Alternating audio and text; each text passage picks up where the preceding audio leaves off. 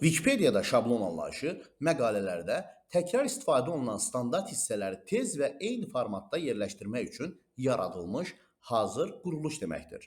İzahlı lüğətdə şablon sözü çoxaltmaq üçün hazırlanmış nümunə.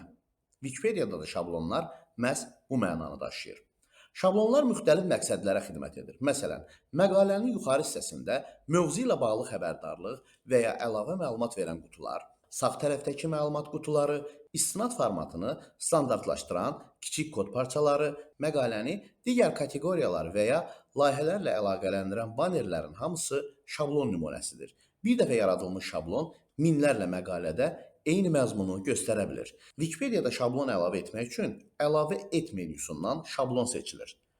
Açılan pəncərəyə şablonun adı yazılır və lazım olan parametrlər formaya uyğun doldurulur. Texniki tərəfdən şablonlar Wikipediyanın mərkəzi şablon ad fəzasında saxlanılır və MediaWiki proqramının modul imkanlarından istifadə edir.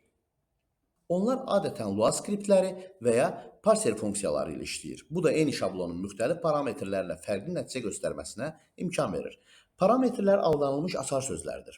Dəyərlər isə məqalədən məqaləyə dəyişə bilər. Şablon səhifələri öz-özlüyündə də redaktə olunur. Dokumentasiya hissəsinin parametrlərinin siyahısı, istifadəyə dair nümunələr və texniki qeydlər olur. Şablonlara edilən hər hansı bir dəyişiklik minlərlə məqaləyə təsir edə biləcəyindən burada diqqətli olmaq vacibdir.